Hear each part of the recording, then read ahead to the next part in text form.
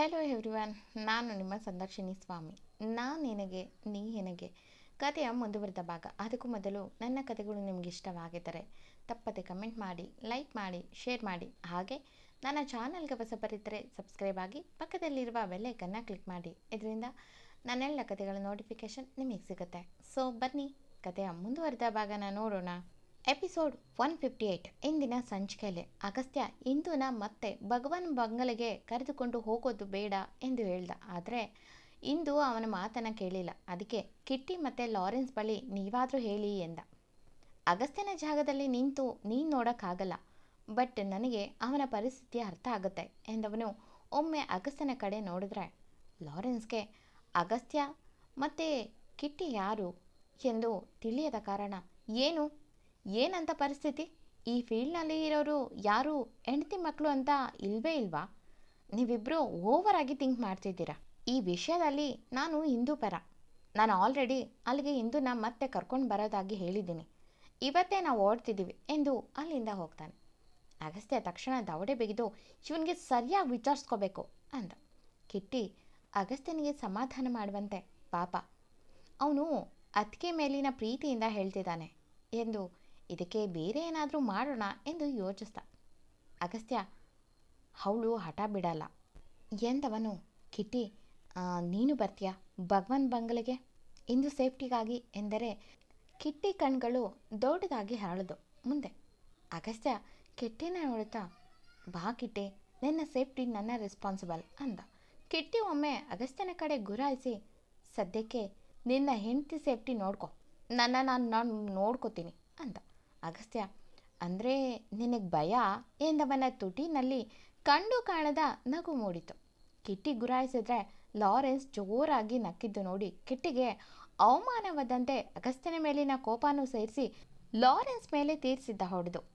ಅಗಸ್ತ್ಯ, ಸಾಕ್ಬಿಡು, ನನ್ನ ಕೋಪನೂ ಅವನ ಮೇಲೆ ತೀರಿಸ್ಬೇಡ ಎಂದು, ಇವಾಗೇನು ಬರ್ತೀಯೋ ಇಲ್ವೋ ಅಂದ.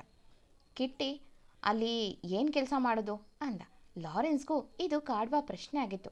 ಕಾರಣ ಭಗವಾನ್ ಹುಡುಗರ ಗುಂಪಿಗೆ ಸೇರಿಸೋಕೆ ಆಗಲ್ಲ. ಯಾಕಂದರೆ ಅವನು ಹೊಸ ಹುಡುಗನನ್ನು ಅವರ ಕೆಲಸ ಮಾಡಿಸಿ ಚೆನ್ನಾಗಿ ಪಳಗಿಸಿದ ಮೇಲೇ ಅವನು ತನ್ನ ಹಿಂದೆ ನಿಲ್ಲಿಸ್ಕೊಳ್ಳೋದು ಎಂದು ಗೊತ್ತಿತ್ತು. ಈಗ ಅಗಸ್ತ್ಯ ಏನು ಕೆಲಸಕ್ಕೆ ಕರ್ಕೊಂಡು ಬರ್ತಾನೆ ಎಂದು ಯೋಚಿಸ್ತಿದ್ದ. ಅಗಸ್ತ್ಯ, ಇಂದು ಜೊತೆ ಅಂದ. ಕಿಟ್ಟಿ ಹಾ ಎಂದು ಕಣ್ಣು ಬಾಯಿ ಎರಡು ತೆರೆದು, ಏನೋ ಅಡುಗೆನಾ?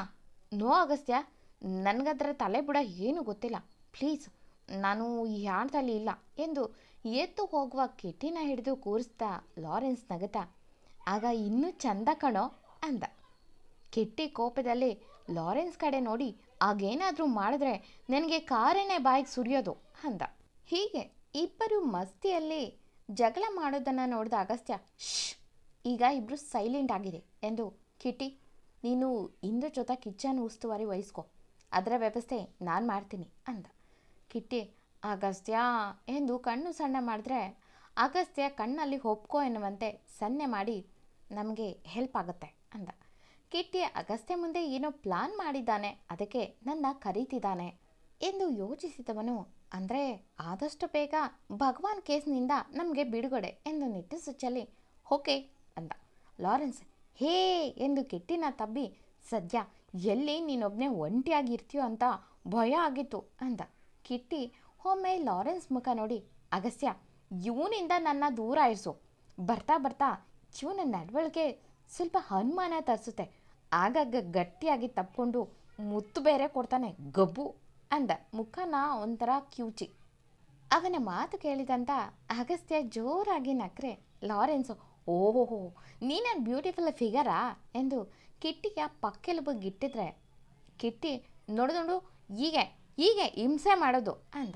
ಅಗಸ್ತ್ಯ ನಗುತ್ತಾ, ನೀವಿಬ್ಬರು ಏನಾದರೂ ಮಾಡ್ಕೊಳ್ಳಿ, ನಾನು ಇಂದು ಏನು ಮಾಡ್ತಿದ್ದಾಳೆ ಅಂತ ನೋಡ್ಕೊಂಡು ಬರ್ತೀನಿ ಎಂದು ಎದ್ದೇಳುವ ಮೊದಲೇ ಹುಡುಗಿ ಕೆಳಗೆ ಬಂದಳು. ಲಾರೆನ್ಸ್, ನೋಡಪ್ಪ, ನನ್ನ ತಂಗಿ ಬಂದಾಯಿತು, ನಿನ್ನ ರೊಮ್ಯಾನ್ಸ್ಗೆ ಸ್ವಲ್ಪ ಬ್ರೇಕ್ ಇರಲಿ ಭಗವಾನ್ ಬಂಗಲೆಯಲ್ಲಿ. ಆ ದಿಲೀಪಿಗೆ ಬೇರೆ ಹೊಡೆದು ಬಂದಿದ್ಯಾ ಶಿನ್ನು, ಅವನ ಪೂರ್ತಿ ಕೆಲಸ ಇಂದು ಗಂಡನನ್ನು ಹುಡ್ಕೋದು ಎಂದ.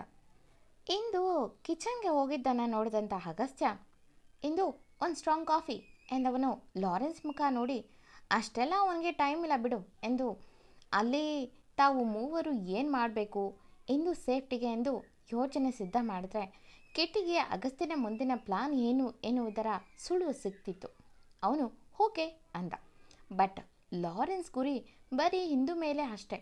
ಎಲ್ಲ ಮಾತಾಡಿದ್ರು ಅಗಸ್ತ್ಯನಿಗೆ ಇಂದುನ ಕರ್ಕೊಂಡು ಹೋಗೋಕ್ಕೆ ಸ್ವಲ್ಪನೂ ಇಷ್ಟ ಇರಲಿಲ್ಲ. ತಮ್ಮ ಪ್ಲಾನ್ ಒಮ್ಮೊಮ್ಮೆ ಉಲ್ಟಾ ಹೊಡೆದ್ರೆ ಎನ್ನುವ ಸಣ್ಣ ಭಯ ಅವನ ಮನದಲ್ಲಿ ಯಾವಾಗಲೂ ಇತ್ತು.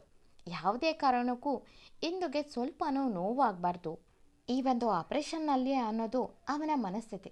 ಇತ್ತ ಇಂದು ಮೂವರು ಕೂತು ಏನೋ ಪ್ಲ್ಯಾನ್ ಮಾಡ್ತಿದ್ದಾರೆ.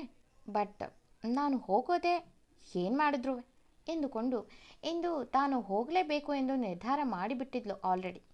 ಮೂವರಿಗೂ ಕಾಫಿ ಕೊಟ್ಟು ತಿಂಡಿಗೆ ರೆಡಿ ಮಾಡಿಸಿದ್ದ ಹುಡುಗಿ ಮನಸ್ಸು ಮಾತ್ರ ಗುಣ ನನಗೆ ಕಾಲ್ ಮಾಡಿರ್ತಾನೆ, ಅವನಿಗೆ ತನ್ನ ಫೋನ್ ಸ್ವಿಚ್ ಆಫ್ ಆಗಿರೋದು ಗೊತ್ತಾಗಿ ಅದೆಷ್ಟು ಬೇಜಾರು ಮಾಡ್ಕೋತಾನೋ ಎನ್ನುವ ಆಲೋಚನೆಯಲ್ಲಿ ಇರುವ ಹುಡುಗಿ ನಡು ಬಳಸಿದೋ ಕೋಲ್ಡ್ ಕೈಗಳು.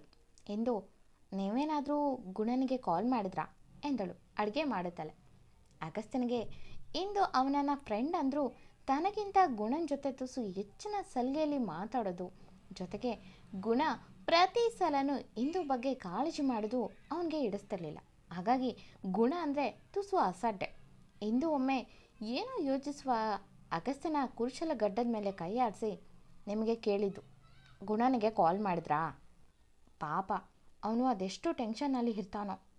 ನಾನು ಒಂದು ದಿನ ಫೋನ್ ತೆಗಿಲಿಲ್ಲ ಅಂದರೆ ಅದೆಷ್ಟು ಸಲ ಕಾಲು ಮೆಸೇಜ್ ಮಾಡೋನು ಗೊತ್ತಾ ಎಂದ ಹುಡುಗಿ ಕೆನ್ನೆಗೆ ತನ್ನ ಕುರುಚಲ ಗಡ್ಡ ಸೋಗಿಸಿ, ಈಗ ಯಾಕೆ ಅವನ ವಿಷಯ ಎಂದವನು ಹುಡುಗಿಗೆ ಕೀಟಲೆ ಮಾಡ್ತಿದ್ರೆ ಇಂದು ಅವನ ಕುರುಚಲಗಡ್ಡ ಕೊಡುವ ಸಣ್ಣ ಕಚಗುಳಿಯಲ್ಲಿ ಸಣ್ಣಗೆ ನಕ್ಕು ಅಡುಗೆ ಮಾಡೋದು ಬಿಟ್ಟು ಅವನ ಕಡೆ ತಿರುಗಿ ದೂರ ಇದೆ ಅಂದ್ಲು.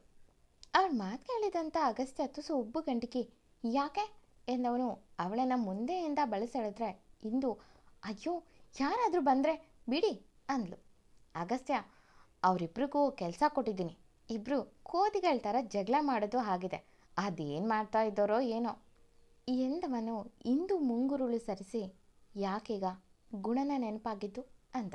ಇಂದು ಹೀಗೆ ಸುಮ್ಮನೆ ಎಂದಳು ಸಪ್ಪೆಯಾಗಿ. ಅಗಸ್ತ್ಯ ಅವಳನ್ನು ಇನ್ನಷ್ಟು ಹತ್ರ ಎಳೆದು, ಅವನಿಗೆ ಹೇಳಿದ್ದೀನಿ, ನಾನು ಇಂದುನ ಕರ್ಕೊಂಡು ಹೋಗ್ತಿದ್ದೀನಿ, ನೀನೇನು ಚಿಂತೆ ಮಾಡಬೇಡ ಎಂದವನು ಏನೋ ನೆನೆದ. ಗುಣ ಇಂದು ಫೋನ್ ಸ್ವಿಚ್ ಆಫ್ ಆಗಿರೋದಕ್ಕೆ ಅಗಸ್ತ್ಯನಿಗೆ ಕಾಲ್ ಮಾಡಿದ. ಅಗಸ್ತ್ಯ ಸ್ಟ್ರೈಟ್ ಆಗಿ, ಗುಣ ಇಂದು ನನ್ನ ಜವಾಬ್ದಾರಿ, ಇನ್ನು ಮುಂದೆ ಅವಳನ್ನು ನೋಡ್ಕೊಳ್ಳೋದು ನನ್ನ ಕರ್ತವ್ಯ, ನೀನು ಆರಾಮಾಗಿ ಆಫೀಸ್ ನೋಡ್ಕೊ, ಸಾಧ್ಯ ಆದರೆ ಅವಳೇ ಕಾಲ್ ಮಾಡ್ತಾಳೆ ಎಂದು ಗುಣನ ಮಾತು ಕೇಳದೆ ಕಾಲ್ ಕಟ್ ಮಾಡಿದ್ದ. ಅದನ್ನು ನೆನೆದು ಅಗಸ್ತ್ಯ ಮನದಲ್ಲೇ, ಇಂದು ಇದೊಂದು ಭಗವಾನ್ ಕೆಲಸ ಮುಗಿದ ಮೇಲೆ ನಿನಗೊಂದು ದೊಡ್ಡ ಸತ್ಯ ಹೇಳೋಕ್ಕೆ ಕಾಯ್ತಿದ್ದೀನಿ ಕಣೆ ಹುಡುಗಿ, ಅದನ್ನು ನೀನು ಹೇಗೆ ತಗೋತೀಯೋ ಗೊತ್ತಿಲ್ಲ, ಬಟ್ ನಾನು ಈಗಲೂ ಹೇಳ್ತಿದ್ದೀನಿ, ನಾನು ಮಾಡಿದ್ದು ಸರಿ ಇದೆ ಅಂತ. ಬಟ್ ನಿನ್ನ ಕಣ್ಣಿಗೆ ಅದೇನು ಅನಿಸುತ್ತೋ ಗೊತ್ತಿಲ್ಲ, ಆದರೆ ನಿನ್ನ ವಿಷಯದಲ್ಲಿ ಯಾರು ಏನೇ ಮಾಡಿದ್ರೂ ಈ ಅಗಸ್ತ್ಯ ಬಡ್ಡಿ ಸಮೇತ ವಾಪಸ್ ಕೊಡ್ತಾನೆ, ಅದು ಒಳ್ಳೆಯದೇ ಆಗಿರ್ಬೋದು ಕೆಟ್ಟದ್ದೇ ಆಗಿರ್ಬೋದು ಎಂದವನು ಒಮ್ಮೆ ಇಂದು ಅಣ್ಣ ದಾಮೋದರ್ನ ನೆನೆದ. ಇಂದು ಅಣ್ಣ ದಾಮೋದರ್ಗೆ ನಿಜವಾಗ್ಲೂ ತಾನು ಯಾರು ಎನ್ನುವ ವಿಷಯ ಅಗಸ್ತಿನಿಂದ ಇಡೀ ಚೌಧರಿ ಮನೆಯವರಿಗೆ ಗೊತ್ತಾಗಿತ್ತು. ದಾಮೋದರ್ ಅದೇ ಬೇಸರದಲ್ಲಿ ಅಗಸ್ತ್ಯನ ಕಾಲು ಹಿಡಿದು ತುಂಬ ಅನ್ಯಾಯ ಮಾಡಿದೆ ಎಂದು ತಪ್ಪು ಒಪ್ಕೊಂಡು, ನನ್ನ ಜೊತೆ ಹುಟ್ಟದಿದ್ರು ಅವಳು ಮಾತ್ರ ನನಗೆ ಅಣ್ಣನ ಸ್ಥಾನ ಕೊಟ್ಟಿದ್ದಾಳೆ, ಆ ಒಂದು ಪ್ರೀತಿಗಾಗಿ ಹೇಳ್ತಿದ್ದೀನಿ, ಅವಳನ್ನು ಚೆನ್ನಾಗಿ ನೋಡ್ಕೊ ಅಂದಿದ್ದ. ಅಗಸ್ತ್ಯ ಒಮ್ಮೆ ನಿಟ್ಟುಸು ಚೆಲ್ಲಿ ದಾಮೋದರ್ ಸೆಟಲ್ ಆಗುವಂತೆ ವ್ಯವಸ್ಥೆ ಮಾಡಿ ತನ್ನ ಕಂಪನಿಯಲ್ಲಿ ಕೆಲವು ಶೇರ್ ಕೊಟ್ಟು ಈಗ ಅವನು ಒಂದು ಒಳ್ಳೆ ಸ್ಥಿತಿನಲ್ಲಿ ಇದ್ದ.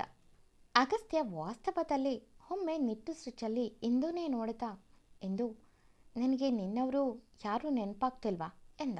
ಇಂದು ಒಮ್ಮೆ ಬೇಸರದಲ್ಲಿ, ಅಣ್ಣ ಅನ್ನಿಸ್ಕೊಂಡವನು ನೆನಪಾಗ್ತಾನೆ, ಆದರೆ ಅವನಿಗೆ ನನ್ನ ನೆನಪಿರಲ್ಲ, ಇನ್ನು ಅಜ್ಜಿ, ಆ ಚೌಧರಿ ಮನೆ, ಇವೆಲ್ಲ ನನ್ನ ತಾಯಿ ತವರಿನ ಸಂಬಂಧ, ಹಾಗಾಗಿ ಅವಳೇ ಇಲ್ಲ ಎಂದ ಮೇಲೆ ನನಗೆ ಯಾಕೆ ಬೇಕು, ಸದ್ಯಕ್ಕೆ ತುಂಬ ಅತಿಯಾಗಿ ಕಾಡೋದು ಮಾವ, ಸ್ವರ್ಣಮ್ಮ ಇದ್ದಿದ್ರೆ ಮಾವನ ಬಗ್ಗೆ ಯೋಚಿಸ್ತಿರ್ಲಿಲ್ಲ, ಬಟ್ ಎಂದು ಕಣ್ಣು ತುಂಬಿ ಅಲ್ಲೇ ಮಾತನ್ನ ನಿಲ್ಲಿಸಿದ್ಲು.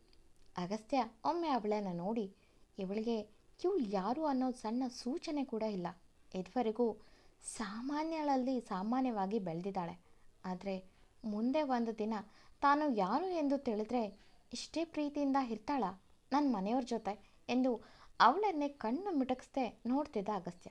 ಇಂದು ತನ್ನ ಕಣ್ಣೀರನ್ನು ಒರೆಸ್ಕೊಂಡು ಒಮ್ಮೆ ಅಗಸ್ತ್ಯನ ಕಡೆ ನೋಡಿದ್ರೆ ಅವನು ಇವಳನ್ನೇ ಕಣ್ಣು ಮಿಟಕಿಸ್ತದೆ ನೋಡೋದನ್ನು ನೋಡಿ ಏನಾಯಿತು ಎಂದಳು ಅವನನ್ನು ಮುಟ್ಟಿ. ಅಗಸ್ತ್ಯ ಎಚ್ಚತ್ತು. ಹ್ಞೂ ಏನಿಲ್ಲ ಎಂದು. ಏನು ತಿಂಡಿ ಮಾಡ್ತಿದ್ಯಾ ಎಂದ. ಹಿಂದು ನೋಡಿ ಎಂದು ತಿಂಡಿ ಕಡೆ ತೋರಿಸಿ, ಅಯ್ಯೋ ನಿಮ್ಮ ಜೊತೆ ಮಾತಾಡ್ತಾ ಇಲ್ಲಿ ತಿಂಡಿ ತಳ ಹಿಡಿದಿದ್ದೆ ಎಂದು ಅದನ್ನು ತಿರುಗಿಸ್ತಿದ್ರೆ ಅಗಸ್ತ್ಯ ಒಂದು ಕ್ಷಣ ಬಿಟ್ಟು ಅವಳ ಕಿವಿಯಲ್ಲಿ ಒಂದು ಇಯರ್ ಪೀಸ್ ಇಟ್ಟರೆ ಅದರಲ್ಲಿ ಹಲೋ ಎನ್ನುವ ದೀಪಕ್ ವಾಯ್ಸ್ ಕೇಳಿ ಎಂದು ಆಶ್ಚರ್ಯದಲ್ಲಿ ಅಗಸ್ತ್ಯನ ಕಡೆ ನೋಡಿದ್ರೆ ಅಗಸ್ತ್ಯ ಮಾತಾಡು ಎನ್ನುವಂತೆ ಕಣ್ಸನ್ನೆ ಮಾಡ್ದ. ಇಂದು ಹಲೋ ಅಣ್ಣ ಎಂದು ದೀಪಕ್ ಜೊತೆ ಮಾತಾಡಿ ದೀಪಾಲಿ ಜೊತೆಗೂ ಮಾತಾಡಿದ ಹುಡುಗಿ ಅವರ ಜೊತೆ ಮಾತಾಡಿ ಶಂಕರ್ ಅವರನ್ನು ಕೂಡ ಅವರ ಜೊತೆ ಇರಿಸ್ಕೊಂಡಿದ್ದನ್ನು ಕೇಳಿ ಶಂಕರ್ ಜೊತೆ ಮಾತಾಡಿದ್ಲು. ಶಂಕರ್ ಅವರು ಹೇಗಿದ್ಯಮ್ಮ ಅಂದರು. ಇಂದುಗೆ ಕಣ್ಣೀರೇ ಬಂದಿತ್ತು. ಅಗಸ್ತ್ಯ ಎಂದು ತನ್ನೆರಡು ತುಟಿ ಪ್ರೆಸ್ ಮಾಡಿ ಅವಳ ಕಣ್ಣೀರನ್ನು ಒರೆಸಿ, ಡ್ಯಾಡ್ ಅವಳಿಗೆ ನಾನು ಇಲ್ಲಿ ಇದ್ದು ನಿಮ್ಮನ್ನು ನೋಡ್ಕೋಬೇಕಿತ್ತು ಅನ್ನುವ ಗಿಲ್ಟು ಎಂದ. ಶಂಕರ್ ಅವರು ನಾನು ಇಲ್ಲಿ ಚೆನ್ನಾಗಿದ್ದೀನಿ, ಆದಷ್ಟು ಬೇಗ ಕೆಲಸ ಮುಗಿಸ್ಕೊಂಡು ಬಂದುಬಿಡಿ. ನನ್ನ ಬಗ್ಗೆ ಏನು ಯೋಚನೆ ಬೇಡ, ನನ್ನ ಮೊಮ್ಮಗು ಇದೆ, ಮಗಳಿದ್ದಾಳೆ, ಮಗನಂತ ಅಳಿಯ ಇದ್ದಾರೆ, ಜೊತೆಗೆ ಬೀಗರು ಅನ್ನೋದಕ್ಕಿಂತ ಸ್ನೇಹಿತ ಅಂದರೆ ಸರಿ ಅನಿಸುತ್ತೆ ಎಂದರು ಖುಷಿಯಲ್ಲಿ. ಎಂದಿನಂತೆ ಈ ಕತೆ ಮುಂದುವರಿಯುವುದು. ಈ ಕತೆ ನಿಮಗೆ ಇಷ್ಟವಾಗಿದ್ದರೆ ತಪ್ಪದೆ ಕಮೆಂಟ್ ಮಾಡಿ, ಲೈಕ್ ಮಾಡಿ, ಶೇರ್ ಮಾಡಿ. Thank you for the watching.